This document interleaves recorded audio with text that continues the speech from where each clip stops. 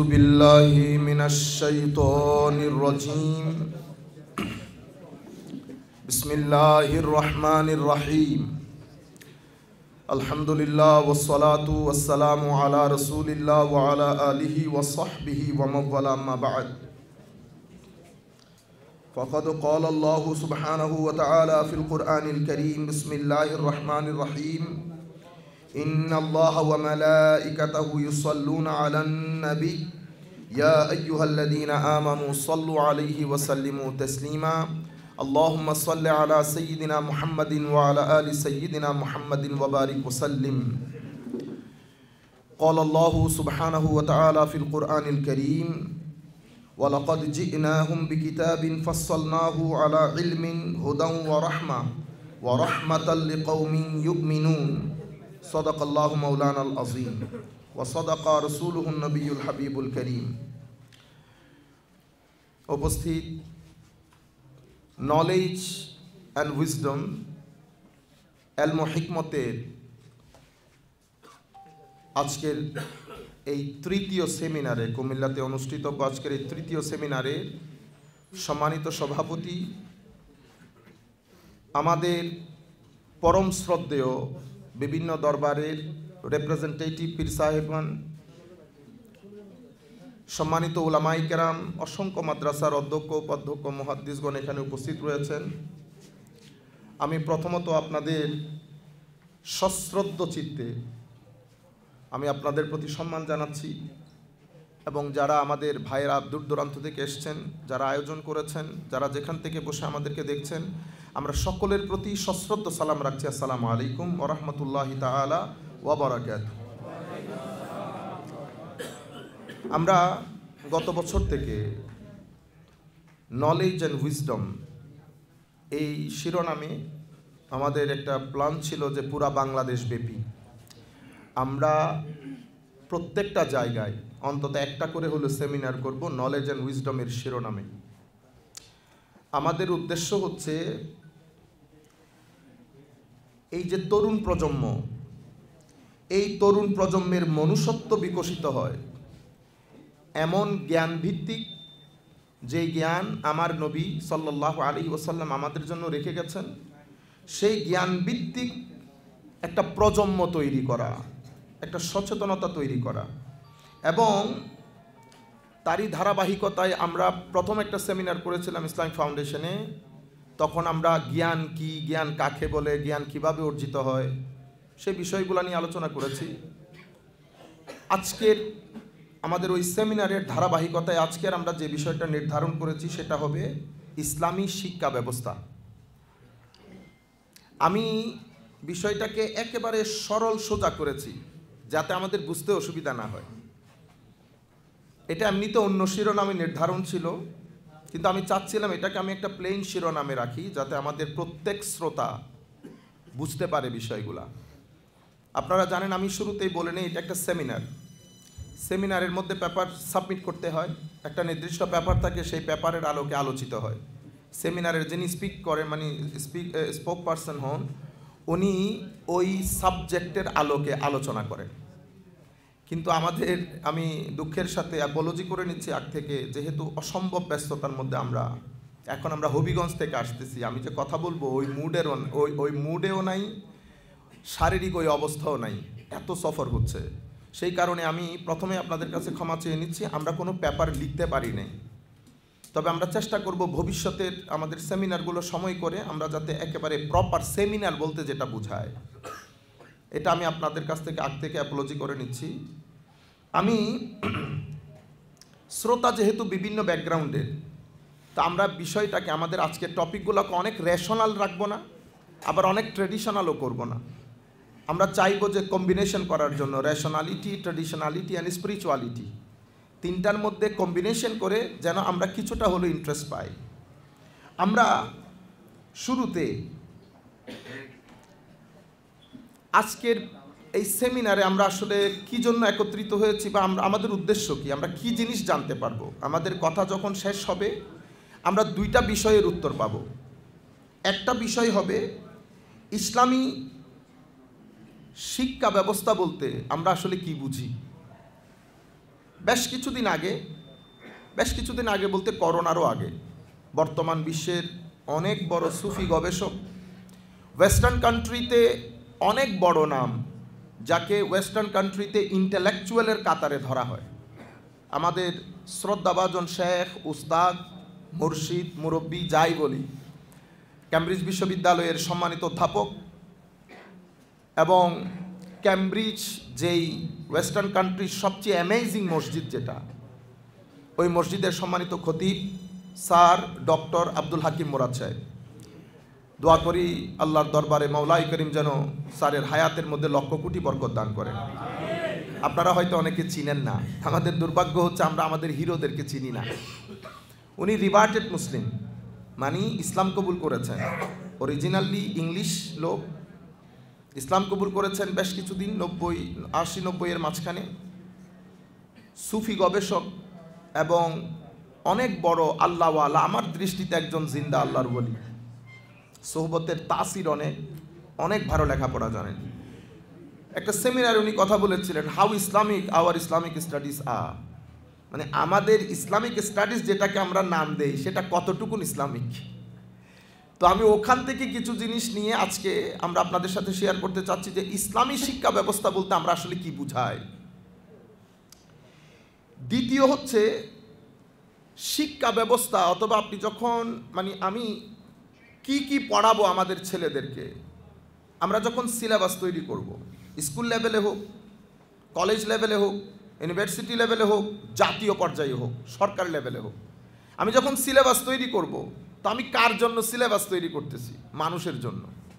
আমাকে আগে জানতে হবে মানুষ কে, মানুষ কি। আমি যদি কে কি, মানুষের জীবনের উদ্দেশ্য এবং দায়িত্ব, এই কয়েকটা জিনিসের পারফেক্ট উত্তর যদি আমার কাছে না থাকে, তাহলে তো আমি মানুষের জন্য অন্তত সিলেবাস তৈরি করতে পারবো না। আমি এখন কেস স্টাডি হিসেবে, কারণ আমার কাছে সময় অনেক কম, সেই কারণে আমি আকবর হয়ে যাচ্ছে, তবুও বলে ফেলি, পরবর্তীতে জিনিসগুলো মিস হয়ে যাবে। আমরা এখন কেস স্টাডি হিসেবে পৃথিবীর 2টা দেশকে নেব, 3টা ইউনিভার্সিটিকে নেব, ইংল্যান্ড এবং আমেরিকা।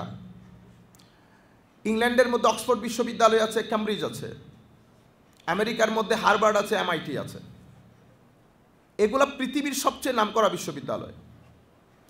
আপনারা দেখবেন এই বিশ্ববিদ্যালয়ের যে শিক্ষা ব্যবস্থা, সেই শিক্ষা ব্যবস্থা থেকে একজন মানুষ শিক্ষিত হয়ে ভালো চাকরি পায় বটে, কিন্তু সেই সমাজের মধ্যে দেখবেন আপনি ক্রাইম রেট অনেক হাই, ডিভোর্স রেট আসমানে, ড্রাগ ডিলিং আসমানে, মানসিক স্বাস্থ্য বিকারগ্রস্ত, ডিপ্রেসড, মেন্টাল অ্যাংজাইটি এবং মানসিক যত ধরনের দুরাচার এবং অসুস্থতা আছে, যার কারণে 2 দেশের সরকারকে মিলিয়ন পাউন্ডের উপরে খরচ করতে হয় শুধুমাত্র ডিপ্রেশনকে মিনিমাম পর্যায়ে রাখার জন্য। সেই ডিপ্রেশন থেকে সবচেয়ে করুণ পরিস্থিতি যেটা সৃষ্টি হয় সেটা হচ্ছে ছেলে যখন আত্মহত্যা করে ফেলে, এবং as a result of depression and as a result of mental illness and different other problems, আমাদের এখানে আত্মহত্যার প্রবণতা ইংল্যান্ড আমেরিকার মধ্যে as compare to other countries of the globe, পৃথিবীর অন্যান্য দেশের তুলনায় অনেক অনেক অনেক বেশি। তো এই জিনিসগুলা হতে হতে হতে হতে এখন এমন একটা পর্যায়ে এসেছে, এটা একটা চরম আকার ধারণ করেছে, এবং সোসাইটির মধ্যে দিন দিন বর্বরতা বেড়ে যাচ্ছে, আমরা দিন দিন বিভৎস হয়ে যাচ্ছি। ফিলিস্তিনের মধ্যে forget about their religious and ethnic identity, আমরা যদি এথনিক আইডেন্টিটি বাদ দেই, শুধু ফিলিস্তিনকে as a human being, if you consider as a human being, because I belong to MIT, I belong to Oxford, I belong to Cambridge, I belong to Harvard and so many other universities, এতগুলো ইউনিভার্সিটিতে লেখাপড়া করে আমি white হাউসের মতো একটা জায়গায় বসে, আমি ইংল্যান্ডের পার্লামেন্টের মতো একটা জায়গায় বসে, ফিলিস্তিনের একটা বাচ্চার কান্না আমার হৃদয়ে দাগ কাটতে পারে নাই, আমার হৃদয়কে বিন্দু পরিমাণ আন্দোলিত করতে পারে নাই, আমার হৃদয়কে বিন্দু পরিমাণ সফট করতে পারে নাই, এবং আমি এখনো পর্যন্ত সেই জায়গা কন্টিনিউ করছি। তাইলে বুঝতে হবে আমার শিক্ষা ব্যবস্থা আমাকে শুধুমাত্র ম্যানেজার বানাচ্ছে, আমার শিক্ষা ব্যবস্থা আমাকে টিচ করছে how to make money. Apart from money machine I am nothing else. আমি হয়ে যাচ্ছি দিনের পর দিন মানি মেশিন। ঘটনা কি ঘটেছে, কি কারণে এমনটি হচ্ছে? তাহলে বোঝা যাচ্ছে যে আমি মানুষ হিসেবে আমার জন্য যে এডুকেশন সিস্টেম তৈরি করা হচ্ছে সেটা আমার কোনো একটা জায়গাকে ড্যামেজ করে দিচ্ছে আর কোনো একটা জায়গাকে উপরে তুলছে। এখন আমাকে খুঁজে বের করতে হবে কোন জায়গাকে ড্যামেজ করছে, কোন জায়গাকে উপরে তুলছে। কারণ ড্যামেজ যদি না হতো, হার্ভার্ডের দেশে, অক্সফোর্ডের দেশে, ক্যামব্রিজের দেশে, ওখানে যদি একটা ছেলে বাইরে এসে স্কুলের মধ্যে ব্রাশ ফায়ার করে 15 জন মেরে ফেলে এবং রেপ হয়, যেই দেশের মধ্যে আমাদের দেশের মতো রক্ষণশীলতা নাই, কিন্তু রেপ আকাশচুম্বী, ডিভোর্স আকাশচুম্বী, এবং আস্তে আস্তে সবচেয়ে বড় দুর্ভিক্ষ যেটা, মানে আপনি মনে করতে পারেন যে মহামারী, আমরা যেটা হাদিসে পাকের মধ্যে পড়ি প্লেগ, মহামারী যেটা ধারণ করেছে সেটা হচ্ছে ডিপ্রেশন এবং মেন্টাল ইলনেস, অ্যাংজাইটি যেটাকে বলে। এই ডিপ্রেশনের কারণে আমাদের ছেলেপুলে, আমাদের পরবর্তী বা তরুণ প্রজন্ম, এরা আস্তে আস্তে আত্মহত্যার দিকে ঝুঁকছে, এরা আস্তে আস্তে ড্রাগ ডিলিংয়ের দিকে ঝুঁকছে। এবং এই মানসিক অস্থিরতার কারণে আমাদের যে হত্যার চিত্র, আপনি যদি লাস্ট 10 ইয়ার্সের হত্যাগুলা গবেষণা করেন, আপনি দেখবেন আমাদের বর্বরতা আগের চেয়ে অনেকাংশে বেড়েছে। চট্টগ্রামের মধ্যে কিছুদিন আগে সন্তান বাবাকে 4 টুকরা করেছে। এগুলা দিয়ে আপনি একটা সোসাইটি মেন্টালিটি এবং মোরাল স্টাডি করতে পারবেন যে সোসাইটি কোন পর্যায়ে আছে। কিছুদিন আগে আমাদের এখানে আশেপাশে কিছু বন্ধু মিলে এক বন্ধুকে শুইয়ে মানে সমানে পিটাইছে। ওই ছেলেটা আল্লাহ আল্লাহ করে চিল্লাচ্ছে, কিন্তু কারো মনে বিন্দু পরিমাণ দাগ কাটে নাই। তাহলে বোঝা যাচ্ছে আমাদের মানসিক স্বাস্থ্য, আমরা এমনিতে শারীরিকভাবে অনেক সুস্থ হচ্ছি, আমাদের ওপেন হার্ট সার্জারি হচ্ছে, আমরা বলি যে আমাদের মেডিকেল সায়েন্স অনেক উন্নত, of course it's getting improved, develop হচ্ছে দিনের দিন। বাট আপনি একটা জায়গাকে ডেভেলপ করছেন ঠিকই, ফোকাস করছেন ঠিকই, কিন্তু আরেকটা জায়গা যদি আমি ডিসরিগার্ড করি, ইগনোর করি, অ্যাভয়েড করি, আন্ডারস্টিমেট করি, আমি যদি সেটাকে ইররেলেভেন্ট মনে করি, আমি যদি সেটাকে ইনসিগনিফিক্যান্ট মনে করি, আমি যদি সেটাকে আনইম্পর্টেন্ট মনে করি, তাহলে আমাকে সেই পরিস্থিতির শিকার হতে হবে যেই পরিস্থিতির শিকার বর্তমানে ইউরোপ আমেরিকা হচ্ছে। সুতরাং আমি যেটা বলবো, আমাদের সচেতনতা তৈরির জন্য যে আমরা আমাদের যে ডেভেলপমেন্ট, সেটা আমরা আমেরিকা ইংল্যান্ডের ডেভেলপমেন্টের ওই মডেল যেন আমরা না নেই। কারণ ওই মডেলের মধ্যে শুধুমাত্র গাড়ি, বাড়ি, রাস্তাঘাট পাকা হবে, আমি হয়তো সুটেড বুটেড হবে এতটুকুন, কিন্তু আমার যে স্পিরিচুয়াল লাইফ, আমার যে মেন্টাল সেন্টিমেন্টাল, আমার যে মনন মানসিকতা, আমার যে মানসিক অবস্থা, সেটা অনেক ড্যামেজ হয়ে যাচ্ছে এবং আমরা আস্তে আস্তে সেই পরিস্থিতির শিকার হচ্ছে। আপনি যদি বাংলাদেশে গত বেশ কিছু দিনের, গত 6 মান্থসে বাংলাদেশের ডিভোর্স রেট দেখেন, আপনি অবাক হয়ে যাবেন। বাংলাদেশের ডিভোর্স রেট অনেক বেড়ে যাচ্ছে, বাংলাদেশে আত্মহত্যার প্রবণতা বেড়ে যাচ্ছে। এই জিনিসগুলো যখন বেড়ে যাবে তখন এটা আমাদের জন্য অ্যালার্মিং। তাহলে আমরা একটু দেখে নেই যে আমাদের কী ধরনের শিক্ষা ব্যবস্থা প্রয়োজন। কারণ আমি যদি আমাকে চিনতে না পারি, তাহলে আমার জন্য কোন শিক্ষা ব্যবস্থা দরকার সেটা আমি ডিসাইড করতে পারবো না। এই দুইটা জিনিসের উত্তর আমরা আমাদের আজকের সেমিনারে দেবার চেষ্টা করবো ইনশাআল্লাহ, সময় যেহেতু সংক্ষিপ্ত। আমি কথাগুলো এখান থেকে যদি শুরু করি, আমাদের ধর্মের যদি বলি ক্রাক্স, যেটাকে বলে ক্রাক্স, একেবারে decisive factor, most important thing এবং মোস্ট সিগনিফিক্যান্ট পয়েন্ট আমাদের ধর্মের যদি আমরা বলি, তাহলে সেটা আমরা বলবো ইলম। নলেজ হচ্ছে আমাদের ধর্মের সবচেয়ে গুরুত্বপূর্ণ, এক কথাই বলতে গেলে crux of our religion is knowledge. আমি যদি 2-3টা পয়েন্ট যদি আপনাদেরকে বলি কিভাবে সেটা দেখবেন। আমাদের এখানে আমরা নবীকে নবী বলি, ঠিক না? নবী। আপনি যদি নবী শব্দকে অ্যানালাইসিস করেন, পার্ট করেন, শব্দের বিশ্লেষণ করেন, আপনি সেখানে এলম পাবেন। নবীকে নবী বলা হয় কারণ নবী একজন জ্ঞানী এবং পণ্ডিত ব্যক্তি হন। নবীর পাণ্ডিত্য আর আমাদের পাণ্ডিত্যের মধ্যে ফারাক হচ্ছে, নবীর পাণ্ডিত্যের কোনো সীমা পরিসীমা নেই এবং নবীর পাণ্ডিত্য খুদ নবীর যিনি স্রষ্টা, উনি নবীর পাণ্ডিত্যের লিমিট ঠিক করে দেন এবং এটা অনেক গভীর হয়। আমাদের সাধারণ মানুষের পাণ্ডিত্য, সে যত বড়ই পণ্ডিত হোক, হোক সেটা ইমাম গাজালি, ইবনে রুশদ, বাকিল্লানি, ইসফারাইনি, ইসহাক, যেই হোক, আমাদের সাধারণের পাণ্ডিত্য যেখানে গিয়ে শেষ হয়, একজন নবীর পাণ্ডিত্য সেখানে গিয়ে শুরু হয়। এবং নবীদের মধ্যে আবার এখানে কিছু ক্লাসও আছে, কিছু আছেন আমরা বলি উলুল আজম, তার মানে হচ্ছে দি মোস্ট সিনিয়র অথবা senior most prophets and messengers. হজরত মুসা আলাইহিস সালাম আছেন, হজরত ঈসা আছেন, ইব্রাহিম আলাইহিস সালাম আছেন, এন্ড সো অন। এই নবীদের মধ্যেও যিনি একেবারে সর্বোত্তম, তিনি আমাদের নবী মুহাম্মদুর রাসূলুল্লাহ সাল্লাল্লাহু আলাইহি ওয়াসাল্লাম। সেই কারণে বলা হচ্ছে, আমি নবী শব্দের শাব্দিক অনেক ব্যাখ্যার মধ্যে যাচ্ছি না, আমি শুধু আপনাদেরকে এতটুকুন জানান দেওয়া যে নবী বলা হয়, আমি যদি নবীর সরাসরি অর্থ করি তো হবে হয় মুআল্লিম নতুবা মুআল্লাম। মানে নবী উনি যিনি শিক্ষা দেন, নবী উনি যিনি আল্লাহর পক্ষ থেকে শিক্ষিত, তাকে নবী বলে। সেটা আপনি হামজা দিয়ে পড়েন অথবা হামজা ছাড়া পড়েন, ফাইল বমানা ফাইল পড়লে অথবা ফাইল বমানা মাফউল পড়লে, হয় মুআল্লিম নতুবা মুআল্লাম। মুআল্লিম নবী শিক্ষা দেন, তো নবী কিসের শিক্ষা দেন? নবী ম্যাথমেটিক্স শিখাইতে আসেন না। 2 + 2 = 4, this is not the subject or area of study of our prophets.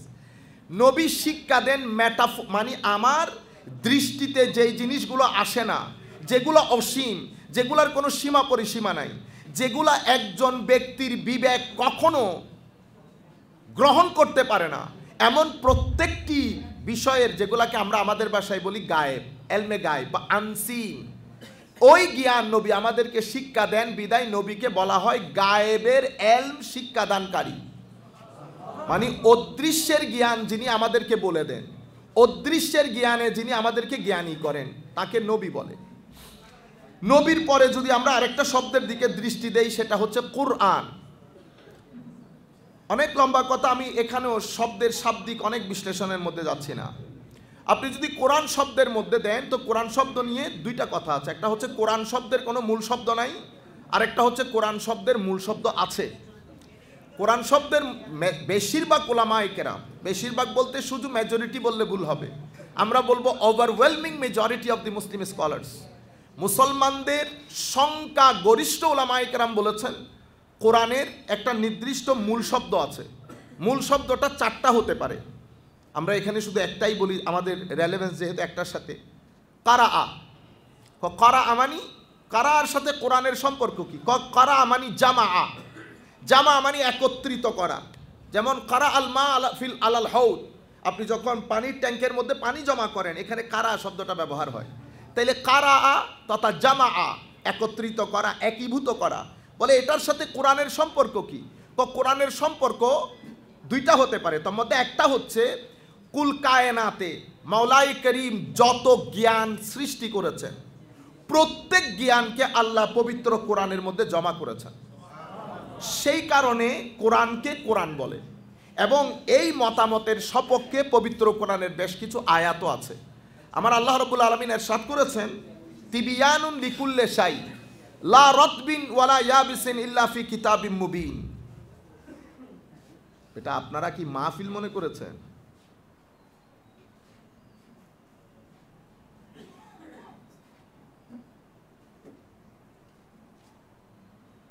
এরপরে বেটা যিনি কথা বলবেন জাস্ট বের করে দেবেন প্লিজ।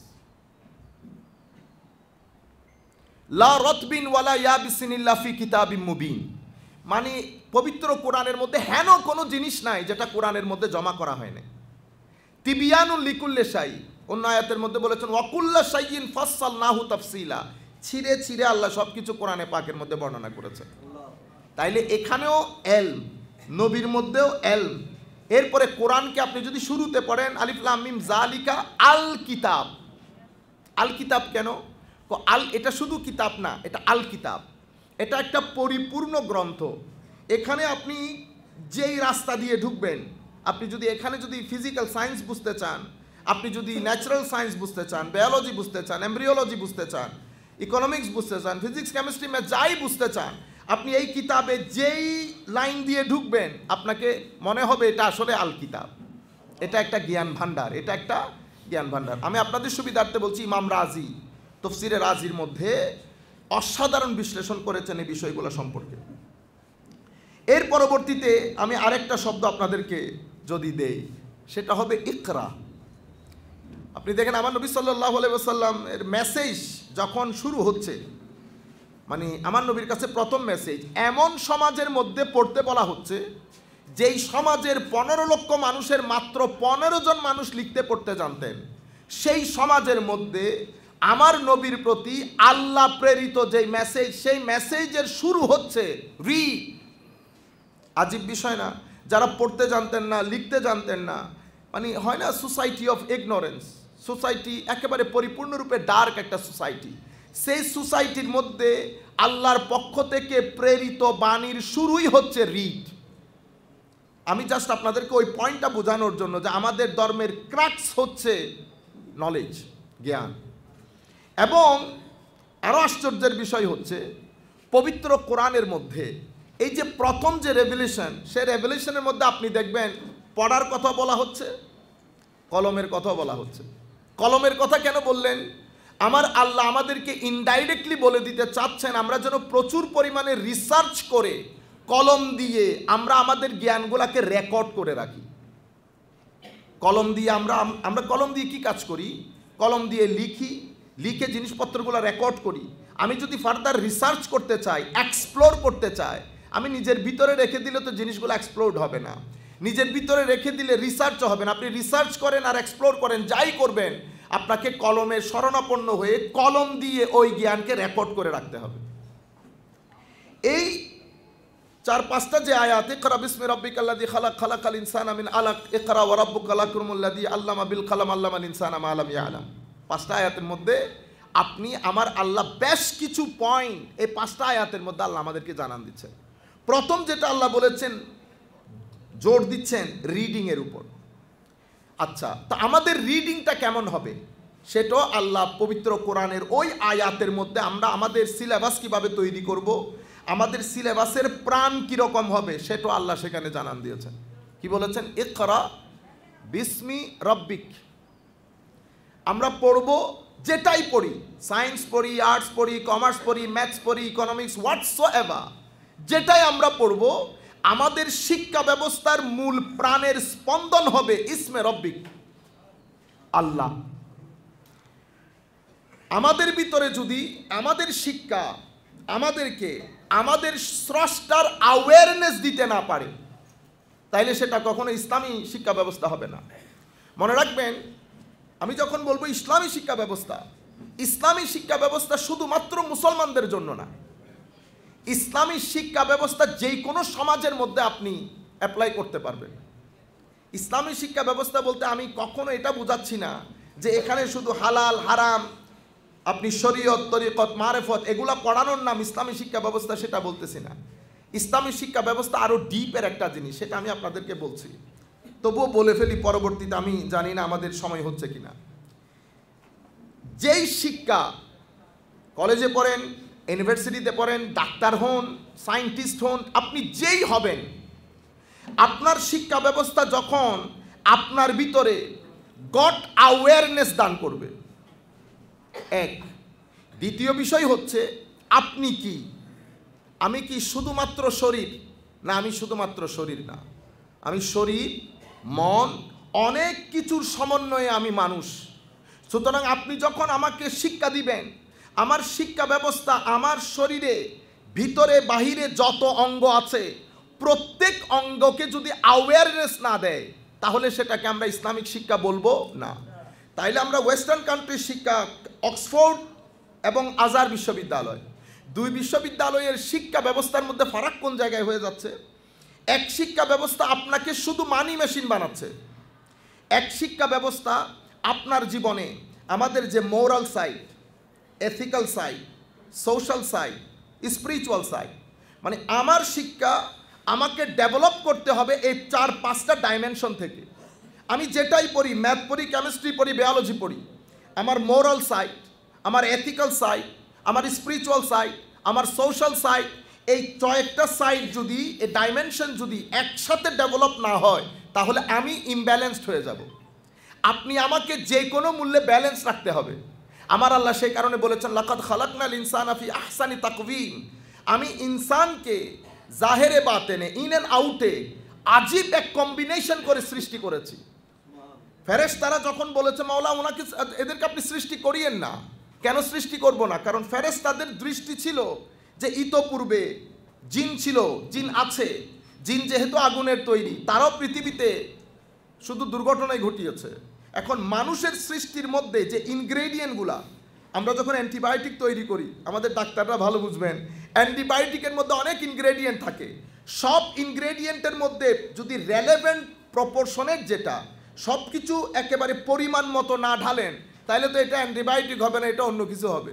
আমরাও মাঝে মধ্যে আতর মিক্স করে বানাই, দুবাই থেকে পাঠিয়েছে, আতর মিক্স করলাম। মাঝে মধ্যে আতর এমন অবস্থা, এমন রূপ ধারণ করে, আপনি যদি ওই আতরের ঢাকনা খুলেন তো 10 দিন কাপড়ার মধ্যে ঢুকানো যায় না, এত গন্ধ হয়ে যায়। তার মানে আপনি জিনিসটা বুঝতে পারেন নাই। তো এখানে আপনি যখন মিক্স করবেন, তো মিক্স করার মধ্যে ইনসানকে যখন আল্লাহ, এটি অ্যান্টিবায়োটিক, এই অ্যান্টিবায়োটিক যখন আল্লাহ তৈরি করছেন, এখানে আমার আল্লাহ মাটি বলেন, পানি বলেন, আগুন বলেন, অনেক কিছুর মিশ্রণ ঘটানো হয়েছে। এই সব কিছুর মিশ্রণ ঘটিয়ে মানুষকে আল্লাহ নিরেট ফেরেশতা বানান। তার একটা বিষয় মানুষের ভিতরে আছে, মানুষকে আল্লাহ নিরেট শয়তান বানান নাই, কিন্তু শয়তানের একটা বিষয় মানুষের ভিতরে আছে। মানুষকে আল্লাহ নিরেট হাইওয়ানও বানান নাই, কিন্তু হাইওয়ানের হাইওয়ানিয়ত মানুষের ভিতরে আছে। তাইলে মানুষ হাইওয়ানও না, আমি মান্তিকের দৃষ্টিকোণ থেকে আই এম নট স্পিকিং, হাইওয়ানও না, মানুষ নিরেট শয়তানও না, মানুষ নিরা ফেরেশতাও না। মানুষ কি? মানুষ হচ্ছে আল ইনসান, লাকাদ খালাকনাল ইনসান। তো ফেরেশতারা বলতেছেন, ফেরেশতাদের দৃষ্টি ছিল আগুনের দিকে, আমাদের ইনগ্রেডিয়েন্টের মধ্যে আগুনও আছে। তো আগুন যেহেতু ইতোপূর্বে তাদের এক্সপিরিয়েন্স ভালো না, তো তারা চাচ্ছে ডিসকারেজ করার জন্য যে মাওলা এটা না করলে বেটার, কারণ ইতোপূর্বে আগুনের এক্সপিরিয়েন্স আমাদের কাছে আছে। কিন্তু আমার আল্লাহ বলছেন ইন্নী আ'লামু মা লা তা'লামুন, আমি যে কম্বিনেশন করেছি, তুমি যেটা দেখছো তোমার দৃষ্টিভঙ্গি এক জায়গায়, কিন্তু তুমি শুধু নেগেটিভ সাইডটা দেখছো। পজিটিভিটির মধ্যে তুমি যদি লাখো কোটি 1-10 বিলিয়নও যদি তুমি খারাপ মানুষ দেখো, নেগেটিভিটি দেখো, সেই নেগেটিভিটির মধ্যে আমি আমার নবীর উম্মতের মধ্যে লুকমানও দেখতেছি, খাজা মাইনুদ্দিনকেও দেখছি, হুজুর গৌসুল আজমকেও দেখছি, সাহাল তুস্তারি দেখছি, মারুফ কারখি দেখছি, জুন্নুন মাসরি দেখছি, ইব্রাহিম ইবনে আদহাম দেখছি। এই যে এতগুলা মানুষ, ইনারা কি ছিলেন? এনার্জেটিক ছিলেন। ইনাদের ভিতরে আমি, আপনারা যারা কলেজ ইউনিভার্সিটিতে পড়েন, বিনয়ের সাথে আপনাদেরকে অনুরোধ করবো, একটা বই আছে, আমি যদি ভুল না করি, ডেভিড হকিং আমার মনে হচ্ছে, বইয়ের নাম হচ্ছে পাওয়ার ভার্সেস ফোর্স। অসাধারণ একটা বই। এই বই পড়লে আপনি আমাদের তাসাউফ জগৎকে পরিপূর্ণরূপে বুঝতে পারবেন, আমাদের মানুষের মধ্যে এনার্জি লেভেল কতটুকু আছে। আমি যেহেতু সেমিনার মূল বিষয়, সেহেতু আমি সেদিকে যেতে পারছি না। তো আল্লাহ রাব্বুল আলামিন ফেরেশতার কথাকে এক কথায় রদ করলেন, ইন্নী আ'লামু মা লা তা'লামুন, ফেরেশতার মতো করে বলেছে। তাহলে আমরা মানুষ, আমাদের ভিতরে সব কিছু আছে, একটা কম্বিনেশন হয়েছে। সে কম্বিনেশনের মধ্যে আমি যখন শিক্ষা ব্যবস্থা সাজাবো, তো আমি মানুষের একটা হচ্ছে আকল, আমাদের ব্রেইন, আরেকটা হচ্ছে আমার মন, আরেকটা হচ্ছে আমার শরীর জগৎ, আরেকটা হচ্ছে আমাদের পঞ্চ ইন্দ্রিয়, সব কিছুকে সমানভাবে গুরুত্ব দিয়ে আমি যদি শিক্ষা ব্যবস্থা না সাজাই, তাহলে আমি ইমব্যালেন্সড হয়ে যাব। মনে রাখবেন, প্রাণী জগৎ ইমব্যালেন্স হলে কন্ট্রোল করা যায়, মানুষ ইমব্যালেন্স হলে কন্ট্রোল করা যায় না। আমাদের সবচেয়ে বড় সমস্যা হচ্ছে আমাদের শরীর এবং মন। আমরা দিনের দিন আমরা মনকে কোনো রকম গুরুত্ব দিতে চাচ্ছি না, আমরা এটাকে ইগনোর করছি, আন্ডারএস্টিমেট করছি। কিন্তু মনে রাখবেন, মন, আমাদের শরীর, আমাদের সুস্থ থাকা, শান্তিতে থাকা, পৃথিবীর মধ্যে স্থিরতা থাকা, পৃথিবীর মধ্যে ক্রাইম রেট, এর যাবতীয় রেটগুলো কম থাকা, ডিভোর্স রেট কম থাকা, সব কিছুকে যদি আপনি কন্ট্রোলে রাখতে চান, আপনি কখনো ল এনফোর্সমেন্ট দিয়ে এটাকে কন্ট্রোল করতে পারবেন না। এটাকে কন্ট্রোল করতে হলে আপনি মনকে খাদ্য দিতে হবে। তো যদি আপনি মনকে খাদ্য দিতে যান, তো আপনার শিক্ষা ব্যবস্থার মধ্যে একটা আমূল পরিবর্তন সাধন করতে হবে। এখন মনের খাদ্য আসে কোত্থেকে? মনের খাদ্য আসে আল্লাহ প্রদত্ত ধর্ম থেকে। আপনি ধর্ম বাদ দিলে আপনি মনের খাদ্য ফুলফিল করতে পারবেন না। মনের খাদ্য যদি আপনি ফুলফিল করতে না পারেন, মন যদি ক্ষুধার্ত হয়, তো মন অস্থির হবে। মন অস্থির হলে আপনি শারীরিকভাবে যতই শান্তিতে থাকেন, আপনার শরীর যতই সুস্থ থাকে, আপনার ব্যাংক ব্যালেন্স বা ব্যাংকে যতই টাকা থাকে, যতই পাওয়ারফুল মানুষ হন, আপনি কখনো নিজের জীবনে শান্তি প্রতিষ্ঠা করতে পারবেন। আমি এখানে একটা ইন্টারেস্টিং ঘটনা বলি আপনাদেরকে। ইমাম জালালউদ্দিন রুমি রাদিয়াল্লাহু তাআলা আনহু, উনি বর্ণনা করছেন ওনার সময়কালে বা তার পূর্বের একজন আল্লাহর ওলি, আলা বিযিকরিল্লাহি তাতমাইন্নুল কুলুব, এই আয়াত নিয়ে উনি একটা স্থানীয়ভাবে জরিপ করার জন্য সেই সময়ের সবচেয়ে বড় ধনী লোকের কাছে গেছে। তাকে জিজ্ঞেস করেছে, আপনি কেমন আছেন? ধনী লোক জবাব দিয়েছে, আমি অনেক কষ্টের মধ্যে আছি, অনেক দুর্দশার মধ্যে আছি। আপনার এত টাকা পয়সা, কই ইচ্ছে করে এগুলোকে সমুদ্রে নিক্ষেপ করি। এরপরে উনি একজন সরকারি কর্মকর্তার কাছে গেলেন, একই প্রশ্ন করলেন, উনিও ওনার দুঃখ কষ্টগুলো শেয়ার করলেন। এভাবে উনি সমাজের বেশ কিছু লোককে জিজ্ঞেস করলেন, প্রত্যেকের একই কথা, শান্তিতে নাই, খুব কষ্টের মধ্যে আছে। একই প্রশ্ন উনি ওনার গ্রামের একজন দরবেশ, যিনি গাছের নিচে থাকেন, ঘুমান, ওনাকে জিজ্ঞেস করেছেন, কেমন আছেন? উনি বলেছেন, আলহামদুলিল্লাহি রাব্বিল আলামিন। আপনার ঘর বাড়ি নাই, আপনার খারাপ লাগে না? কে বলে আমার ঘর বাড়ি নাই? আপনি আমার উপরে ছাদ দেখেন নাই? শুকর করেন আল্লাহ যে আল্লাহর ঘর থেকে আমাকে বের করে দেয় নাই, এখনো তো উনি আমাকে ওনার ঘরে রেখেছেন। সুবহানাল্লাহ। বলে, আজকে খেয়েছেন কিছু? না, এখনো খাই নাই। কখন খেয়েছেন? গতকালকে দিনের বেলা খেয়েছি। তো খান নাই যে খারাপ লাগে না? খারাপ লাগবে কেন? যিনি খাউন দেওয়ানের, উনি তো এখনো দেয় না, উনি যখন দেবেন তখন খেয়ে নেব। তখন উনি ঘরে এসে আল্লাহর দরবারে হাত তুলে বলছেন, আল্লাহ আপনি ঠিক বলেছেন, আলা বিযিকরিল্লাহি তাতমাইন্নুল কুলুব, জিক্রে ইলাহি ছাড়া ইতমিনানে কলব নসিব হয় না। এখন আপনি মাদ্রাসায় পড়েন আর স্কুলে পড়েন, ঘটনা কিন্তু একই। আপনি মাদ্রাসায় পড়লে যে জিক্রে ইলাহি হচ্ছে, এই জন্য আমি ডক্টর আব্দুল হাকিম মুরাদের কথাগুলো বলছি, how Islamic our Islamic studies are. কিন্তু মাদ্রাসার শিক্ষার মধ্যে এখনো পর্যন্ত এটার রেট অনেক কম। কেন? কারণ হচ্ছে সুহবতের একটা তাসির আছে, সঙ্গের একটা প্রভাব আছে। সেই সঙ্গের প্রভাবের কারণে আমরা এখনো অনেক বেঁচে আছি। যাই হোক, আমি আপনাদেরকে যে জিনিসটা বোঝাতে চাচ্ছি, তো মানুষের ভিতরে আল্লাহ রাব্বুল আলামিন নফস দান করেছেন, রূহ দান করেছেন, কলব দান করেছেন, শরীর দান করেছেন। আপনি যখন মানুষের জন্য সিলেবাস সাজাবেন, আপনাকে অবশ্যই মানুষের মননকে, শরীরকে সামনে রেখে সিলেবাস সাজাইতে হবে। কিন্তু আনফর্চুনেটলি গত 40-50 বছর ধরে আমাদের সামগ্রিক পুরা পৃথিবীর সিলেবাসের মধ্যে একটা বৈপ্লবিক পরিবর্তন এসেছে। আমরা আমাদের সিলেবাস থেকে মোরাল সাইডকে, আমাদের স্পিরিচুয়াল সাইডকে, আমাদের সোশ্যাল সাইডকে পরিপূর্ণরূপে ডিসরিগার্ড করে আমরা শুধুমাত্র, আমি যদি এখন আমাদের ছেলেদেরকে জিজ্ঞেস করি, বলেন দেখি আপনার জীবনের প্ল্যান কি? যে I need a good job, আমার একটা ভালো চাকরি দরকার। ওয়াই?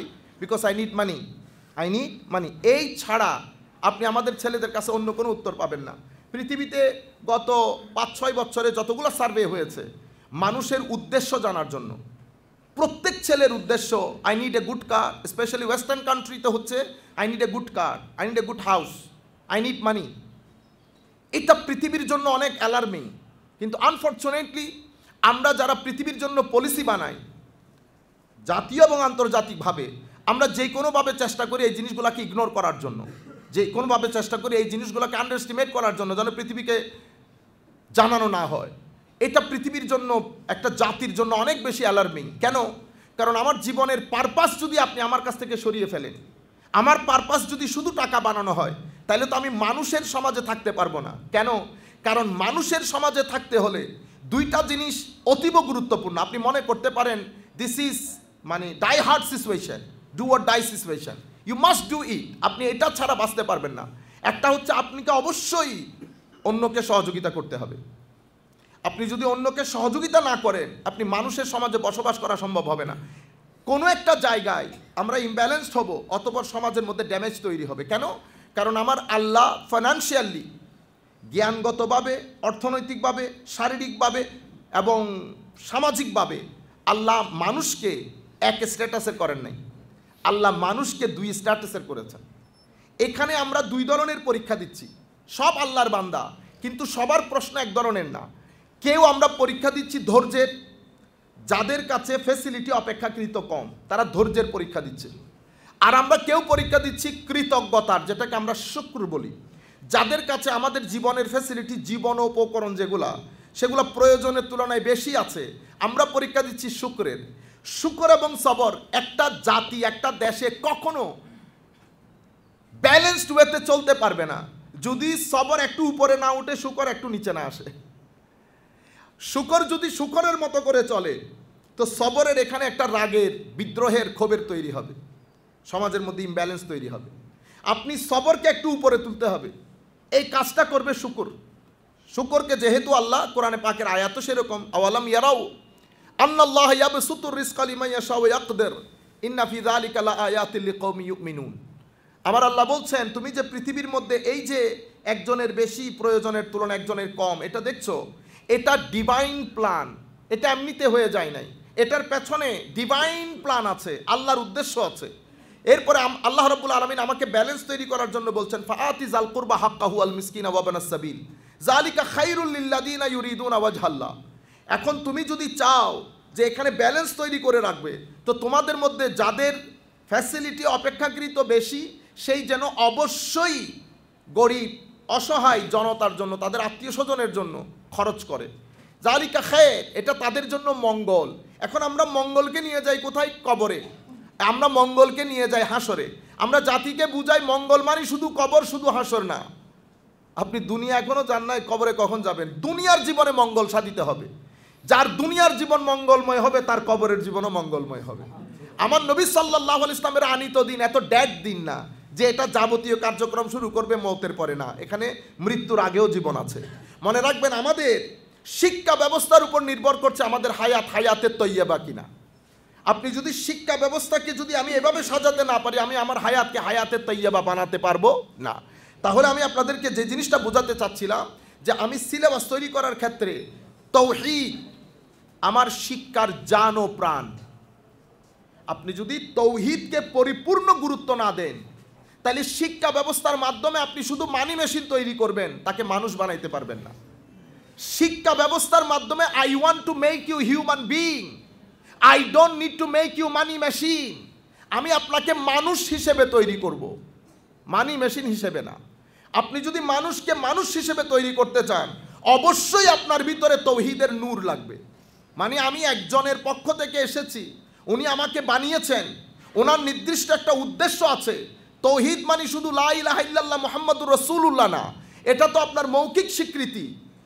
সত্যিকার যেই তাওহীদ, আমি আপনাদেরকে ছাত্রদেরকে অনুরোধ করব, কাশফুল মাহজুবের মধ্যে ইমাম হুজুর দাতা গঞ্জ বখশ আলী হুজবেরি, মনে রাখবেন ওনাকে লাহোরি বলবেন না, এটা আমাদের পাকিস্তানের ভাইয়েরা করে, যেহেতু ওনার মাজার লাহোরে, উনি লাহোরি না, উনি হুজবেরি।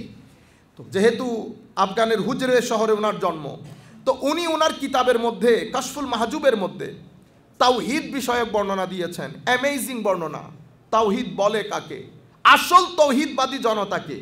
আপনি এমনিতে মাইকে টাইকে বলেন আমি তৌহিদি জনতা, আমি তৌহিদি জনতা, আপনার তৌহিদ শুধু মুখে মুখে। আসল তৌহিদকে, তো আসল তৌহিদ লা ইলাহা ইল্লাল্লাহ মুহাম্মাদুর রাসূলুল্লাহ সাল্লাল্লাহু আলাইহি ওয়াসাল্লাম, এই কালমা থেকে নূর বের হয়ে যখন আপনার ভিতরের জগৎকে আলোকিত করবে, তো আলোকিত করলে অন্ধকার বের হবে। কি কি অন্ধকার বের হবে? আপনার জীবন থেকে ভয় বের হয়ে যাবে, আল্লাহ ব্যতীত অন্যের ভয়, আল্লাহ ব্যতীত অন্যের কাছে আসা, আল্লাহর ব্যতীত অন্যের উপর ভরসা, আল্লাহ ব্যতীত আরও যা কিছু আছে সব কিছু বের হয়ে আপনার ভিতর জগৎ এক আল্লাহ মুখী হবে, এবং আল্লাহর নূর পরিপূর্ণরূপে আপনার ভিতরের জগতে জায়গা করে আপনার ভিতরের জগৎকে আলোড়িত করবে এবং আপনাকে ভিতর থেকে জাগ্রত করবে। এখন বান্দা যখন ভিতর থেকে জাগ্রত হবে, তখন সে সত্যিকার অর্থে মানুষ হবে। তখন সে বুঝবে যে আমার সমাজের মধ্যে আমি মা বাবা আছেন, আমার মা বাবার সাথে আমার একটা দায়িত্ব আছে। এই যে আপনার দায়িত্বের সেন্স অফ রেসপন্সিবিলিটি আপনার ভিতরে জাগরণ করেছে। ট্রুথ, এটা অতীব দুঃখের বিষয়। দিন বদিন কলেজ ইউনিভার্সিটি থেকে পড়ছি, কিন্তু আমাদের সত্যের অন্বেষণ আমাদের ভিতর থেকে খতম হয়ে যাচ্ছে। আমরা শুধুমাত্র টাকা কেন্দ্রিক হয়ে যাচ্ছি, এবং এটা পৃথিবীর জন্য অসম্ভব অ্যালার্মিং, শুধুমাত্র টাকা কেন্দ্রিক হওয়া। আমি মানুষ, আমাকে সত্যের অনুসন্ধান করতে বলেছে। আমি purposive human being, I am not accidental human being. I haven't come here accidentally. I have come here. Behind of my existence, there is a particular plan, programming and purpose. আমার পেছনে একটা পরিপূর্ণ উদ্দেশ্য আছে। সেই উদ্দেশ্য হচ্ছে আল্লাহর মারেফত, আল্লাহর ইবাদত। আমি যখন আল্লাহর দাসত্ব করব, আল্লাহর দাসত্ব করতে গেলে আমাকে প্রথম যেই জায়গায় ফোকাস করতে হবে সেটা হচ্ছে আল্লাহর সৃষ্টি। আপনি যখন আল্লাহর সৃষ্টি থেকে মুখ ফিরিয়ে নেবেন, আল্লাহর সৃষ্টি বিষয়টা আপনার ভিতর থেকে বের হয়ে যাবে, তো আপনি নিরেট শারীরিকভাবে মানুষ হবেন, আপনি মানসিকভাবে জাস্ট রোবটের মতো হয়ে যাবেন। আর রোবটের মতো যখন একটা মানুষ হয়ে যায়, তখন আমাদের পৃথিবী ভারসাম্য নষ্ট হয়ে যায়, পৃথিবী ভারসাম্য হারিয়ে ফেলে। পৃথিবী যখন ভারসাম্য হারিয়ে ফেলে তখন কি হবে? আপনি আগামী কিছুদিন পরে, বেশ কিছুদিন আগে অবশ্য 2014-এর দিকে বিশ্ব স্বাস্থ্য সংস্থা আমাদেরকে জানান দিয়েছে আগামী পৃথিবীতে আমাদের সবচেয়ে বড় সমস্যা কোনটা। আপনারা অনেকে জানেন না আমাদের সবচেয়ে বড় সমস্যা কি। এখন পৃথিবীর সবচেয়ে বড় সমস্যা হচ্ছে তরুণ প্রজন্মের হতাশা, depression of the young generation of today. এখন তরুণ প্রজন্ম যদি ডিপ্রেশনে পড়ে যায়, ডিপ্রেশন সেটা এমন একটা ক্যান্সারের চেয়ে ভয়াবহ রোগ, এই রোগের কোনো চিকিৎসা নেই। আপনাকে হয়তো কিছু ঘুমের ওষুধ দেবে, ঘুম পাড়িয়ে রাখবে। ডিপ্রেশনের রোগী যদি কোনো একটা পরিবারের মধ্যে থাকে, সেই পরিবারের জন্য কিয়ামত বয়ে যায়। এরপরে এই ডিপ্রেশনের রোগী পৃথিবী থেকে না যাওয়া পর্যন্ত পরিবারের মধ্যে একটা হতাশা বিরাজ করে, পরিবার মেন্টালি সিক হয়ে যায়। আমরা সেটা বুঝতে পারছি না। আমরা নিয়ামত ছিল, নিয়ামতের অকৃতজ্ঞতা প্রকাশ করেছি। কোরআনে পাকের মধ্যে পরিপূর্ণ চিত্রটা আল্লাহ আমাদেরকে জানান দিয়েছেন। আমার আল্লাহ বলেছেন, দরাবাল্লাহু মাসালান কারিয়াতান কানাত আমিনাতাম মুতমাইন্না ইয়াতিহা রিজকুহা রাগাদান মিন কুল্লি মাকান ফাকাফারাত বিআনআমিল্লাহ। আমার আল্লাহ বলছেন, আমি তোমাদেরকে একটা রাষ্ট্রের কাহিনী শোনাচ্ছি, একটা গ্রামের কাহিনী শোনাচ্ছি। জীবন, সেই গ্রামের মানুষের জীবন আমিনাতাম মুতমাইন্না, সেফ ছিল, পিসফুল ছিল। ইয়াতিহা রিজকুহা রাগাদান মিন কুল্লি মাকান, তাদের উপকারী প্রত্যেক কিছু বানের পানির মতো তাদের গ্রামে ঢুকতো। সেটা আপনি ফ্রুটস মনে করেন, পুকুরের মাছ মনে করেন, গোলাবড়া ধান মনে করেন, অথবা আমাদের পশু পাখি মনে করেন। ইয়াতিহা রিজকুহা রাগাদান মিন কুল্লি মাকান ফাকাফারাত বিআনআমিল্লাহ। আমরা আল্লাহর নিয়ামতের প্রতি অকৃতজ্ঞতা প্রকাশ করলাম, কিছু আধুনিকতার নামে, কিছু জড়বাদিতার নামে, সামগ্রিক পৃথিবীর পরিবর্তনে আমরা আল্লাহকেও ভুলে গেলাম। আমার আল্লাহ বলছেন, তুমি যদি ফাকাফারাত বিআনআমিল্লাহ, তুমি যদি আমাকে ভুলে যাও, তো পৃথিবীর একটা সুন্নত আছে, যেহেতু এটা আল্লাহর ধরতি, আল্লাহর ধরতির সুন্নত হচ্ছে আপনি যদি আল্লাহর জিকির ছেড়ে দেন, আল্লাহ আপনার মন থেকে শান্তি কেড়ে নেবে। আপনার চেয়ার কেড়ে নেবে না, ব্যাংকের টাকাও নিয়ে নেবেন না, আপনার এক প্লেট ভাতও আল্লাহ কেড়ে নেবেন না, আপনার গাড়িও কেড়ে নেবেন না, কিন্তু আল্লাহ আপনার মনের শান্তি কেড়ে নেবেন। আপনি মানসিকভাবে শান্তি পাবেন না। আর এই পৃথিবীতে যদি মানসিক শান্তি না হয়, তো কি হয় সেটা আমেরিকা এবং ইংল্যান্ড আমাদের কেস স্টাডি। আপনাদেরকে, আমাদের টকশোগুলাতে আমাদেরকে একেবারে স্বপ্নের দেশের মতো করে সাজিয়ে দেখানো হয়। This are the countries, dream countries. আসলে কি ড্রিম কান্ট্রি? না। পর্দার ভিতরে, আপনি যত ভিতরে ঢুকবেন, পর্দার ভিতরে সিনারি আরেকটা। যা বাইরে থেকে দেখি, ভিতরে কিন্তু তা নয়, ভিতরে তা নয়। ওই জালালউদ্দিন রুমি রহমতুল্লাহ আলাইহির ওই ব্যক্তির মতো, যাকে জিজ্ঞেস করবেন হতাশা। সম্মানিত উপস্থিতি, সময় একেবারে সংক্ষিপ্ত। তৌহিদের পরে রেসালত। আমার শিক্ষা ব্যবস্থার মধ্যে আমার প্রত্যেকটা ছেলে যদি আমার নবীকে নাই জানে, ম্যাথ পড়েন, কেমিস্ট্রি, যেই সাবজেক্টই পড়েন, আপনি আমার নবীকে যদি জানতে না পারেন, তাইলে আপনি আপনার জীবনের পারপাস সম্পর্কে আপনি ওয়াকিফাল হবেন না। রেসালত সম্পর্কে জানতে না পারলে আপনি দুনিয়া, আপনার রেসপন্সিবিলিটি বুঝবেন না। যদি রেসপন্সিবিলিটি না বুঝেন, আপনি এক কেন্দ্রিক হয়ে যাবেন, আপনি লোভী হয়ে যাবেন, আপনি প্রতিযোগী হয়ে যাবেন, আপনি সহযোগিতার হাতও ছেড়ে দেবেন, এবং আপনার ভিতরে এক কেন্দ্রিকতা চলে আসবে, যেটা বর্তমানে আমাদের ভিতরে চলে আসছে। আরও দরকার, আরও দরকার। আমরা ব্যাংক ব্যালেন্স বাড়াতে বাড়াতে ঠিক কোন জায়গায় যাব আমরা নিজেরাও জানি না, অথচ আমাদের আশপাশের মানুষ কি অবস্থাতে আছে, কোন পরিস্থিতি পাড়ি দিচ্ছে, বিন্দু পরিমাণ খবর আমরা নেই না। তৃতীয় যেই জিনিস আমাকে বুঝতে হবে ইসলামী শিক্ষা ব্যবস্থার মূলে খিলাফা। খিলাফা মানে আমাদের এই খেলাফত না। ইনশাআল্লাহ আপনারা চোখ রাখলে কিছুদিন পরে আমরা এই বিষয়ের উপর বিস্তারিত আলাপ করব। ইসলামের মধ্যে পলিটিক্যাল ডেভেলপমেন্ট এবং খিলাফা, খিলাফা স্টেট বলতে কি বোঝায়, আমাদের কিছু সংখ্যক ভাইদের কারণে, কিছু সংখ্যক উগ্রপন্থী উগ্রবাদী ভাইদের কারণে ফুসলিয়ে তাদেরকে কি মানে বিভিন্ন ধরনের কথা বুঝিয়ে এমনভাবে তাদেরকে বোঝানো হয়েছে খিলাফা স্টেট মানে হচ্ছে হাত কেটে দাও, তারপরে পাথর নিক্ষেপ করো। ইন্না লিল্লাহি ওয়া ইন্না ইলাইহি রাজিউন। আমার নবীর পরিপূর্ণ ব্যবস্থা এটা জ্ঞান বেসড। কি বেসড?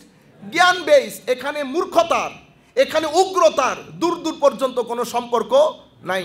ইনশাল্লাহ কিছুদিন পরে আফসোসের বিষয় হচ্ছে, আমরা ইংল্যান্ডে ছিলাম, আমাদের লোকাল এমপি মহোদয় বলছেন আমাকে যে সাহেব খিলাফা স্টেট নিয়ে কিছু বলো, খিলাফা স্টেট, তোমরা খিলাফা স্টেট বলতে কি বোঝাতে চাও?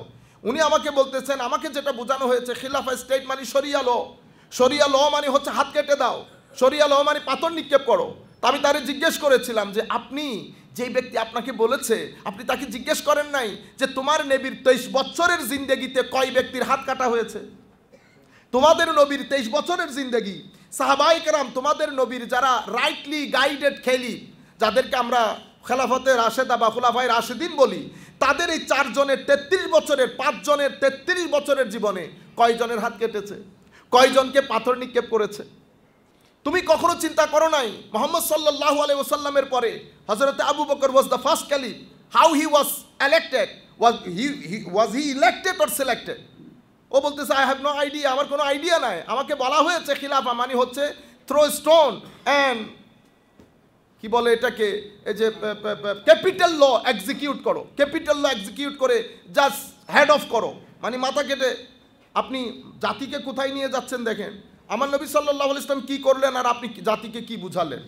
আমরা এটার উপর একেবারে আলাদা একটা সেশন করব, জিহাদের উপর আলাদা সেশন করব, ওপেন প্রশ্নোত্তর পর্ব থাকবে। তাইলে পুরো কনসেপ্ট, আমরা এই কারণে এই সেমিনারগুলোর আয়োজন করছি।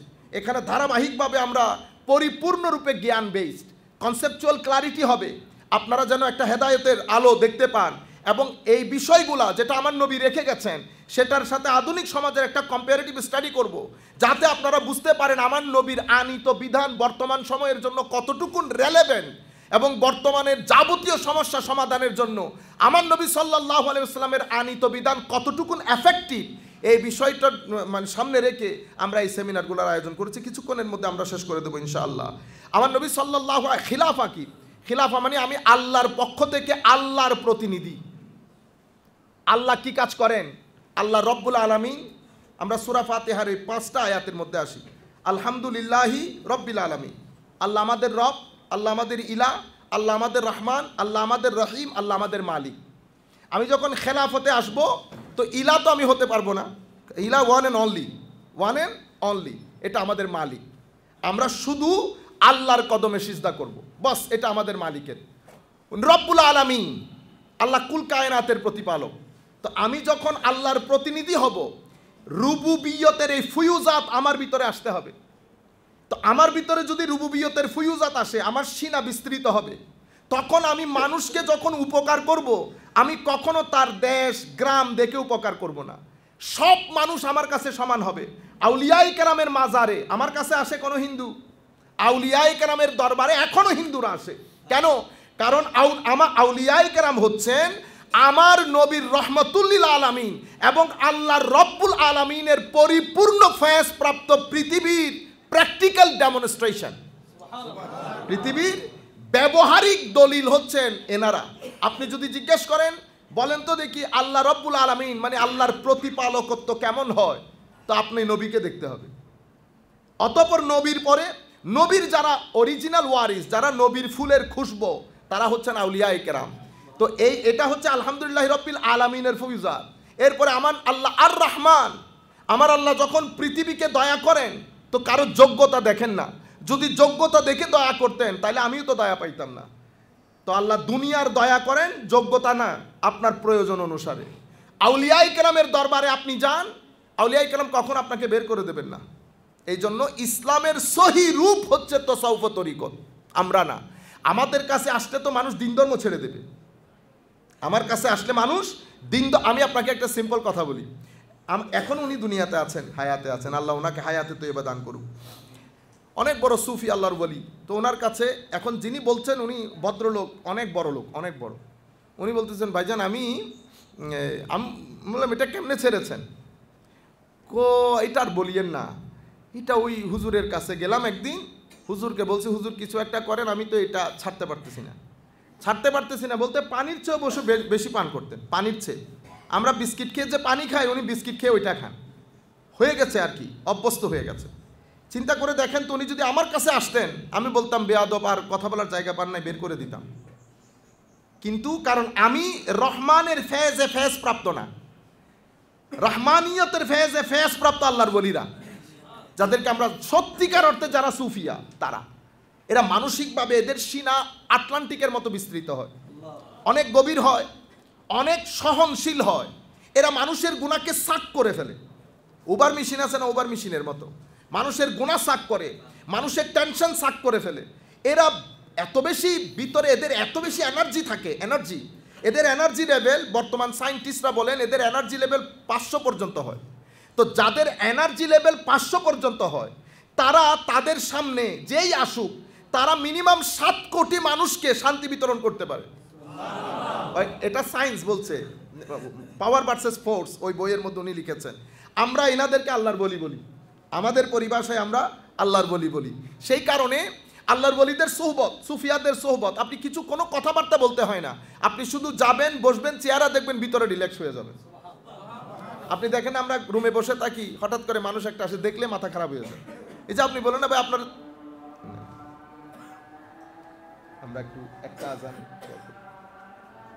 আমরা একটা আজান একটু শুনি।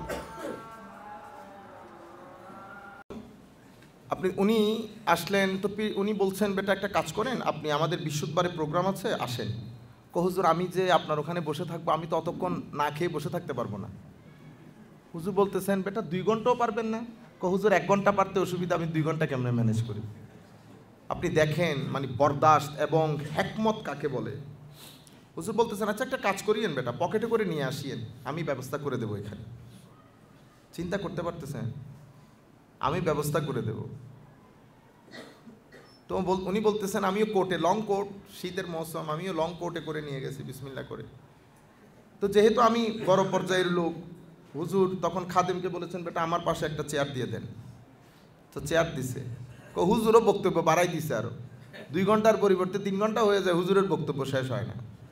উনি আমাকে বলতেছেন ভাইজান সেই দিন আমার জীবনে আমি ওই যে সকালবেলা আখেরি মদ্যপান করেছি, আমার জীবনের তার পরবর্তী 10 বছর আমি কখনো মদ ধরেও দেখি নাই। এই যে পরিবর্তন, আপনি মানুষের আদত পরিবর্তন করে ফেলা, এটা আমাদের পক্ষে সম্ভব না। এটাই সুফিয়ারা পারেন। কেন? কারণ এরা ভিতর থেকে অনেক বেশি এনার্জেটিক হন। কিসের এনার্জি? যেটাকে আমরা নূর বলি। আমাদের আধুনিক শিক্ষায় যারা শিক্ষিত, গবেষণা করেন, ওনারা এটাকে বলেন এনার্জি, ভাইব্রেশন, আমরা এটাকে নূর বলি। এটা সুহবতের তাসির। কেউ কিছু বলতে হবে না, আমি আপনার দিকে তাকাবো, আপনি রিল্যাক্সড হয়ে যাবেন, আপনি আমার দিকে তাকাবেন, আমি রিল্যাক্সড হয়ে যাব। সেই কারণে আপনি এমন শিক্ষা ব্যবস্থা দরকার, যেই শিক্ষার মাধ্যমে আমার ভিতরে পজিটিভ এনার্জি আসবে, নতুবা আমি আরেকটা প্রজন্মকে দাঁড় করাতে পারবো না। কেন? কারণ আমরা সাধারণত আমরা মা বাবা বা শিক্ষকরা কি বলি, এটা করতে হবে, এটা করতে পারবো না, এখানে যেতে হবে, এটা আপনি সালাম দেন নাই কেন? এই যে আমি কথাগুলো বলতেছি, বিশ্বাস করেন এটা না ছাত্রের উপর ইম্প্যাক্ট করে, না ছেলেদের উপর ইম্প্যাক্ট করে, তা আপনার সন্তানের উপর কখনো ইম্প্যাক্ট করবে না। আপনি কি বলছেন, it has no impact on your children. আপনি কি, এটা ইম্প্যাক্ট করে। সুতরাং be you want them to be, আপনি সেটাই হন যেটা আপনি আপনার সন্তানকে করতে চান। আপনি যেটা না, সেটা আপনি আপনার সন্তানকে বলিয়েন না হতে। আমরা যেটা করি সেটা হচ্ছে আমরা অরাজকতা করি, কিন্তু আমরা চাই যে আমার সন্তান ভালো হোক। এটা কখনো হবে না। সুন্নতে ইলাহি সেরকম না। সুন্নতে ইলাহি হচ্ছে আমি যা, আপনি দেখছেন না আমার নবী সাল্লাল্লাহু আলাইহি ওয়াসাল্লাম, আমি কোনোদিন হযরত আবু বকর সিদ্দিক রাদিয়াল্লাহু তাআলা আনহুর ব্যাপারে কোনো রিওয়ায়াত এসেছে আবু বকর আজকের পর থেকে তুমি কখনো মিথ্যা বলবা না, এসেছে? আমরা তো আর অত রিওয়ায়াত জানি না, আমরা উস্তাদদের মুখে কোনোদিন শুনি নাই।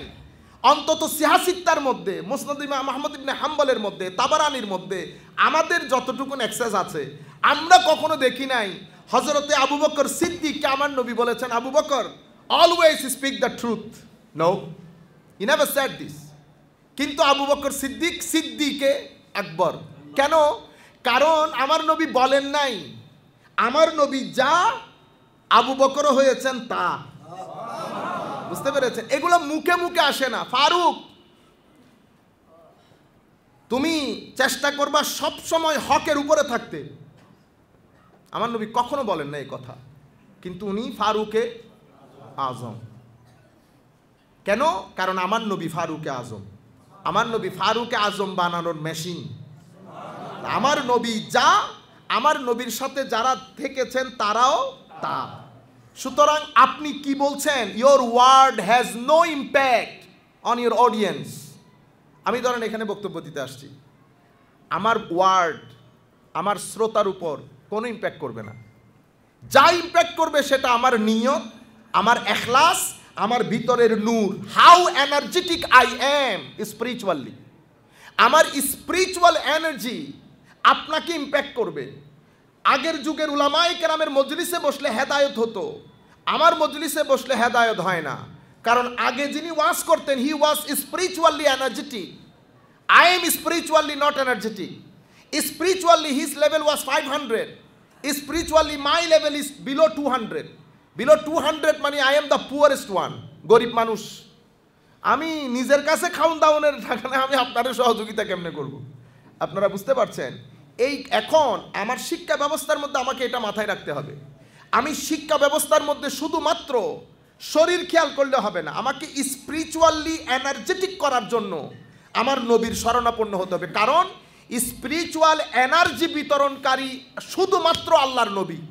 কদ জাআকুম মিনাল্লাহি নূর। স্পিরিচুয়াল ফোর্স, যেটাকে নূর বলি আমরা আমাদের ভাষায় নূর বলি, ওনারা স্পিরিচুয়াল ফোর্স বলে, ম্যাগনেটিক ফোর্স বলে। তো স্পিরিচুয়াল ফোর্স হচ্ছেন কদ জাআকুম মিনাল্লাহি নূর।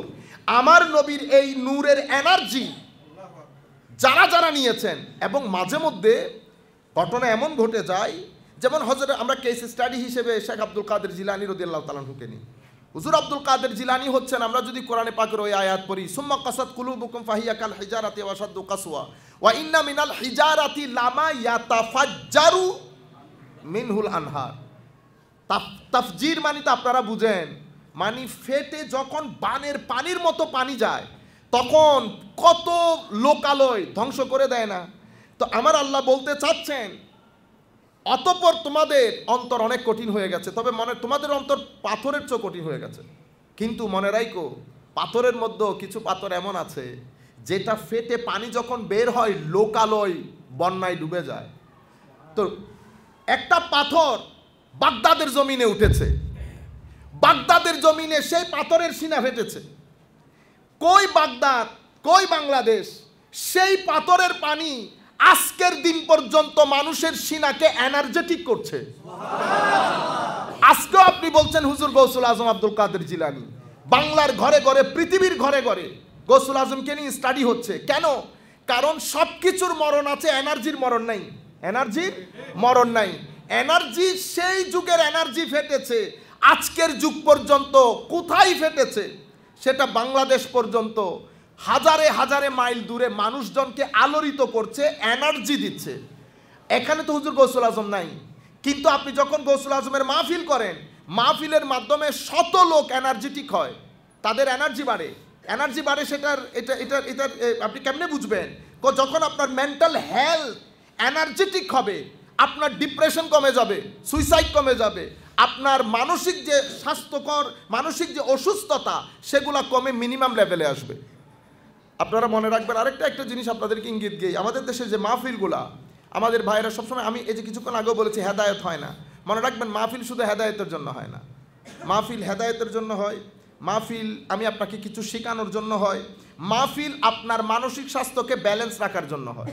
হেদায়েত যদি নাও হয়, অন্তত ব্যালেন্সে আছে। আমি মাঝে মধ্যে চিন্তা করি, বাংলাদেশের মধ্যে যদি জুমার খুতবা এবং মাহফিল এগুলো যদি কন্ট্রোলড হয়, বাংলাদেশ থেকে আপনারা লিখে রাখবেন, এটা গবেষণা, এটা ভুল, আপনি ভুল প্রমাণ করতে পারবেন, ডেফিনেটলি ঘটবে। আপনার এখানে ডিপ্রেশন বেড়ে যাবে, আপনার এখানে হতাশা বেড়ে যাবে, আপনার মানসিক স্বাস্থ্য অসুস্থ হয়ে যাবে, ছেলেরা রোবটের মতো ব্যবহার করবে। কিছুদিন আগে আমরা দেশের বাইরে গিয়েছিলাম, আরব দেশের একটা দেশ, অনেক টাকা পয়সার দেশ। আপনি দেখেন মানুষ রোবট হয়ে গেলে কেমন হয়। জুমার নামাজ আমরা বসেছি, জমা আদায় করব। কিছুক্ষণ পরে জমা শুরু হবে, 4-5 জন আরব ঢুকেছে। ঢুকার পরে তারা আমার সামনে দাঁড়িয়েছে দেওয়াল দিয়ে, মনে হয় যেন দেওয়াল দিয়েছেন। তারা এতটুকুন চিন্তা, মানুষ তো, মানুষের চিন্তা তো মানুষের মতো হবে, এতটুকুন চিন্তা করতে পারছে না যে আমার মানে যে পিছনে যে ব্যক্তিকে আমরা একেবারে ঘেঁষে দাঁড়িয়েছি, আমাদের মাধ্যমে তো ওই ব্যক্তি ডিস্টার্ব হচ্ছে। তারা আবার উনি কি মনে করছেন আবার, তো আপনি মানুষ দেখতে সুন্দর, কিন্তু আপনার মনুষ্যত্ব মিনিমাম লেভেলে নিয়ে আসছে, মিনিমাম লেভেলে। তার মানে আপনার সোসাইটির মধ্যে যতগুলো মানুষ থাকে এরা দেখতে মানুষ হলেও উলাইকা হুম কাল আনআমের মতো হয়ে যাচ্ছে। যখন উলাইকা হুম কাল আনআম হয়, সোসাইটির মধ্যে ক্লাস বেড়ে যায়। সোসাইটির মধ্যে যখন ক্লাস বেড়ে যায়, সোসাইটি বাইরে থেকে দেখতে সুন্দর লাগে, ভিতর থেকে সোসাইটি ভঙ্গুর হয়, যে কোনো মুহূর্তে ভেঙে পড়বে। কিন্তু আমাদের সমাজের মধ্যে শুধু আউলিয়ায়ে কেরামের কারণে, আমাদের মসজিদের খুতবা, মাহফিল, খানেকা, মাজারাত, এগুলার কারণে আমাদের এখানে এখনো পর্যন্ত ওই এনার্জি লেভেল অনেক হাই। আল্লাহ পাকের দরবারে ফরিয়াদ, আল্লাহ যেন আমাদের এটা বজায় রাখেন। আমরা কিছুক্ষণের মধ্যে শেষ করে দিচ্ছি। আরেকটা বিষয় হচ্ছে আমাদের এখানে মূল জান তারবিয়ত। মনে রাখবেন আমাদের এখানে দুইটা শব্দ, আমরা ইতোপূর্বে কথাগুলো বলেছি, রিপিট করতে চাচ্ছি না। তালিম এবং তরবিয়ত। তালিম এটা শিক্ষা। কি শিক্ষা? শিক্ষা হচ্ছে কদ আফলাহাল মুমিনুন আল্লাযীনা হুম ফি সালাতিহিম খাশিউন। মুমিন তারা সেই সমস্ত মুমিন সফল যাদের নামাজের মধ্যে একাগ্রতা আছে। তালিম পেয়ে গেছেন। তরবিয়ত কি? তরবিয়ত হচ্ছে আপনি আমাকে জিজ্ঞেস করতেছেন হুজুর একাগ্রতা অর্জন কেমনে করে?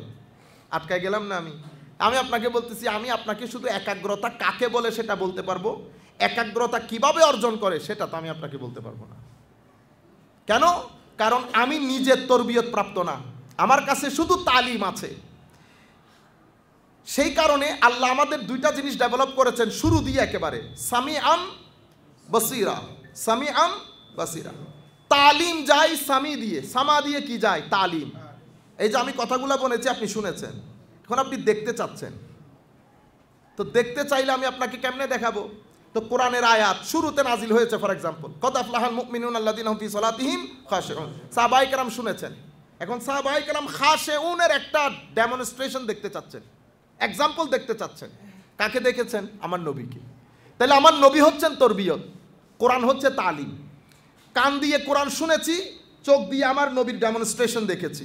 এখন তো নবী নাই, এখন কি কাজ করব? সেজন্য আমার নবী বলেছেন আমি না থাকলেও আমার এলমের ওয়ারিসরা থাকবে, আল্লাহর ওলি। কদ আফলাহাল মুমিনুন কোরআন থেকে দেখেছি, কোরআন থেকে শুনেছি। খাশিউন কেমনে? আল্লাহর ওলিদেরকে দেখেছি। বর্তমান জমানায় কোরআন হচ্ছে এলম, ওলিরা হচ্ছে তরবিয়ত, ওলিরা হচ্ছে তরবিয়ত। তো তরবিয়ত সেটা মুখে মুখে হয় না, সেটা বুকে বুকে হয়, সিনাই সিনাই হয়। আমি যদি এই তরবিয়তের ঘ্রাণ আমার সিলেবাসের মধ্যে না ঢুকাইতে পারি, তাহলে আমি যেই ধরনের মানুষ চাচ্ছি, বা আল ইনসান বলতে আল্লাহ যেটা বুঝিয়েছেন সেই ধরনের ইনসান, আমরা ব্যালেন্স সোসাইটি প্রতিষ্ঠা করতে পারবো না। এবং আমাদের তাফাক্কুর এবং তাদাব্বুর যেটা বিলকুল খতম হয়ে গেছে। আমি সমস্ত ছাত্রদেরকে বলবো, আমরা আমাদের জীবনে সাপ্তাহিক অন্তত 2-3 বার আমরা আমাদের জীবন, আমাদের আত্মীয় স্বজন, আমাদের পূর্ববর্তী প্রজন্ম কোন অবস্থার মধ্যে আছি, আমরা কোথায় যাচ্ছি, আমরা কে, কেন আসলাম, এই তাবৎ বিষয়গুলো নিয়ে যদি আপনারা গভীর চিন্তা না করেন, আপনাদের রুহ জিন্দা হবে না। এটা আমাদের শিক্ষার একটা অংশ, এটা আপনাকে মানুষ বানাবে এবং আপনার শিক্ষাকে এটা স্বাভাবিকভাবে উপকারী জ্ঞান হিসেবে পরিণত করবে। আখেরি যেটা আমাদের শিক্ষা ব্যবস্থার মধ্যে অতীব গুরুত্বপূর্ণ সেটা হচ্ছে ফিকরে আখেরাত। ফিকরে আখেরাত মানে আমি যা কিছু করি এটার জবাবদিহিতা আমাকে নিশ্চিত করতে হবে। তো আমার সিলেবাসের মধ্যে আমি যদি এই বিষয়গুলো না ঢুকাই, তাহলে আমার সোশ্যাল লাইফ ডেভেলপ করবে না। সোশ্যাল লাইফ বলতে এখানে আমার মা বাবা, এটা আমার শিক্ষক, এটা আমার মুরব্বী। এখন আমার সোশ্যাল লাইফ যদি ডেভেলপ না করে, আপনি যদি শিক্ষার ভিতরে তৌহিদ, রিসালাত, খেলাফত, তরবিয়ত, তাফাক্কুর, তাদাব্বুর, ফিকরে আখিরাত এই বিষয়গুলো যদি না ঢুকায়, তাহলে সোশ্যাল লাইফের মধ্যে আমি মা বাবার সাথে কি আচরণ করব সেটা তো I don't know. Western country, again American এবং ওয়েস্টার্ন সোসাইটি আমাদের কেস স্টাডি, আপনি সেখানে মা বাবার সম্মান একেবারে মিনিমাম লেভেলে। এখন আপনিও কি চান একই লেভেলে আনতে? না, আমরা চাই না একই লেভেলে আনতে। আপনি টকশো থেকে আমাকে এগুলো শিখায়েন না, আপনি টকশো করেন, 10-12 জনে মিলে টকশো করেন, 95% মানুষকে আপনি রিপ্রেজেন্ট করেন না। আমি এখন কথা যেগুলো বলতেছি সেটা বাংলাদেশের 90% মানুষকে আমি রিপ্রেজেন্ট করছি, কারণ আমি বাংলায় কথা বলি, কারণ আমি এখনো পিঠা খাই, কারণ আমি এখনো শুটকি দিয়ে তরকারি খাই। আপনি পিঠা খান না, শুটকি দিয়ে তরকারি খান না, আপনি ইংরেজি বলতে অভ্যস্ত, আপনি ছেলেদেরকে বার্গার খাওয়ান, আপনি অফ টাইমে, আমি কক্সবাজার যাই, আপনি পৃথিবীর ইউরোপ কান্ট্রি দেখতে যান, আপনি আমার সংস্কৃতির না, আপনি দেখান আমার সংস্কৃতি, কিন্তু আপনি আমার সংস্কৃতি না, আপনি আমার দেশের বেশিরভাগ মানুষকে রিপ্রেজেন্ট করেন না। আমি এখন কথা যেগুলো বলছি সেটা আমাদের প্রত্যেকটা মানুষের প্রাণের কথা। এটা আমাদের কালচার, এটা আমাদের ট্রেডিশন, এটা আমাদের পূর্বপুরুষ থেকে দিয়ে যাওয়া আমাদের জীবনের যাপনের রীতি নীতি, গঠন, আকৃতি, প্রকৃতি, সো অন। এর পরবর্তীতে সোশ্যাল লাইফ ডেভেলপ করছে না, শিক্ষকের কোনো মর্যাদা হচ্ছে না ওয়েস্টার্ন কান্ট্রির মধ্যে। শিক্ষক নিরেট একটা মনে যেন সেলসম্যান, শিক্ষক সেলসম্যান, শিক্ষাটা প্রোডাক্ট, আর ছাত্র হচ্ছে আমার কাস্টমার। তো এখানে শিক্ষকের সাথে সম্পর্ক সেটা আপনি আমার দেশেও করে দিয়েছেন। বড় দুঃখের বিষয়, যেই ব্যক্তির কলম দিয়ে আপনি এই কাজ করেছেন, আপনি আপনার শিক্ষকের সাথে কি আচরণ করতেন, আপনার শিক্ষক আপনার সাথে কি আচরণ করত? মনে রাখবেন, সব জিনিস আমি আরেকজনকে অনুকরণ করলে হয় না। আমার নিজস্বতা আছে, আমার স্বকীয়তা আছে, আমার নবী আছে, নিজস্ব ট্রেডিশন আছে, নিজস্ব সংস্কৃতি আছে, কোরআনের মতো কিতাব আছে, ইমামুল মুরসালিনের মতো নবী আছে, ইসলামের মতো ধর্ম আছে। আমি আপনার কাছ থেকে যা নেওয়ার নেব, যা ছেড়ে দেওয়ার ছেড়ে দেব, কারণ আমার নিজের কাছে অনেক কিছু আছে, নিজের কাছে অনেক কিছু আছে।